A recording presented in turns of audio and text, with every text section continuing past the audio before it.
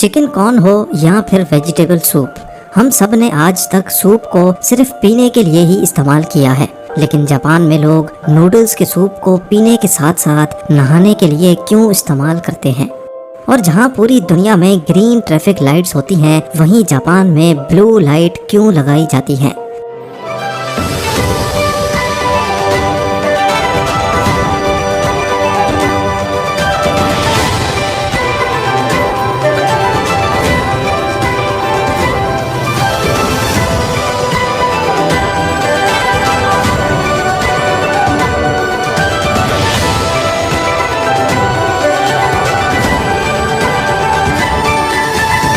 जन टीवी की वीडियोस में एक बार फिर से खुशामदीद। नाजरीन, जापान एक ऐसी कंट्री है जिसको हमेशा अपने अनोखे तौर तरीकों की वजह से याद किया जाता है। आइए जानते हैं सिर्फ जापान में पाई जाने वाली ये अनोखी चीजें आखिर हैं क्या। नंबर 13, हम सब ने हॉट स्टीम बाथ या फिर कोल्ड बाथ का नाम तो सुन ही रखा है, लेकिन क्या आपने कभी नूडल्स बाथ का नाम सुना है? अगर नहीं तो आज आप ये जान लें कि जापान में नूडल और पोर्क सूप में बाथ लेना बहुत ही कॉमन है। जापानीज लोगों का मानना है कि नूडल्स के सूप में नहाना स्किन के लिए बहुत फायदेमंद होता है।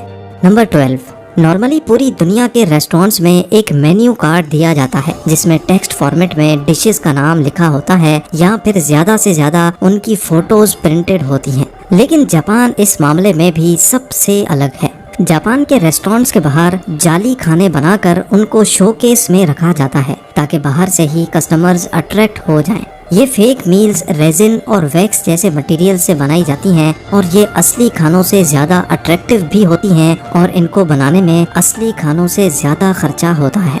नंबर 11, वैसे तो आप सब ने किटकैट चॉकलेट का नाम तो सुना ही होगा, बल्कि इसका आलमंड फ्लेवर भी हम में से कई लोगों ने ट्राई भी किया होगा।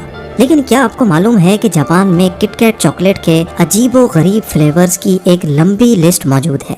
इस लिस्ट में सबसे ज्यादा सेल होने वाले फ्लेवर्स किटकैट चिली पेपर यानी काली मिर्च, शकरकंदी, मकई, सोयाबीन, वाटरमेलन, मैंगो और किटकैट ग्रीन टी फ्लेवर है। याद रहे कि ये किटकैट फ्लेवर्स की सिर्फ एक छोटी लिस्ट है जिसको जापान में बहुत पसंद किया जाता है। नंबर 10, क्योंकि जापान अपनी आबादी के हिसाब से बहुत छोटा है, इसी वजह से ये लोग कम स्पेस में ही एडजस्ट करने के आदी हो चुके हैं। इनको अपने घर, कमरों और शॉप्स की स्पेसेस को ऑप्टिमाइज करने की इतनी आदत हो गई थी कि फ्रिज में रखा गोल तरबूज भी जब ज्यादा जगह लेता था तो इनको ये बात हजम नहीं होती थी। 1978 में एक जापानीज ग्राफिक डिजाइनर ने पहली बार क्यूब यानी स्क्वायर शेप का तरबूज इंट्रोड्यूस करवाया। ये आइडिया सबको इतना अच्छा लगा कि फार्मर्स ने तरबूज को एक स्पेशल कंटेनर्स में उगाना शुरू कर दिया।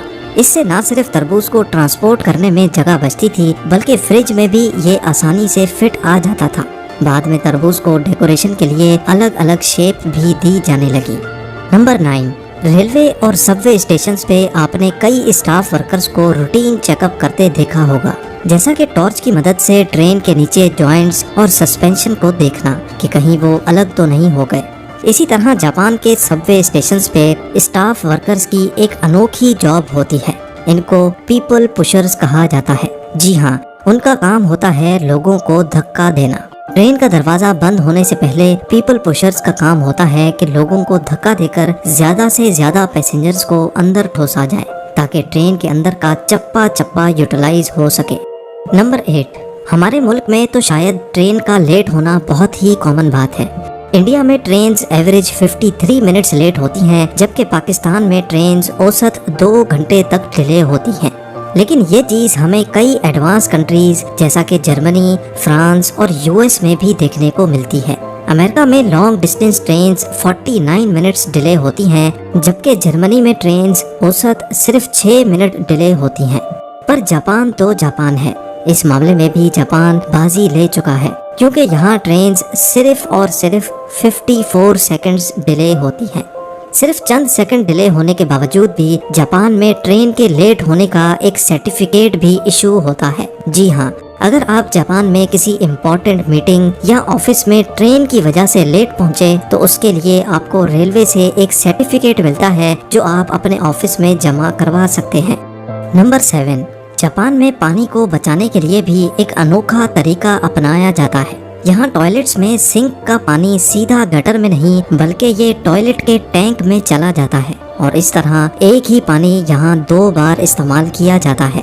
नंबर 6, अब यहाँ आती है सबसे ज्यादा इंटरेस्टिंग चीज जो सिर्फ जापान में ही नोटिस की जाती है। तकरीबन हर कंट्री में ही खाना खाते वक्त या चाय पीते वक्त आवाज निकालना बुरा समझा जाता है, लेकिन जापान में इसका बिल्कुल उलट होता है। नूडल्स या सूप पीते वक्त अगर कोई इस किस्म की आवाज ना निकाले तो शेफ को लगता है कि शायद इसको खाना अच्छा नहीं लगा। ये आवाज जिसको स्लर्पिंग कहा जाता है, ये जापान में अक्सर लोग शेफ को शाबाशी देने के लिए भी निकालते हैं। नंबर 5, जापान के कल्चर में पूरी कोशिश की जाती है कि नंबर 4 को अवॉइड किया जाए, क्योंकि उनका मानना है कि नंबर 4 बहुत अनलकी होता है। इसी वजह से हर वो चीज जिसमें नंबर 4 आता है उसको जापान में अवॉइड किया जाता है।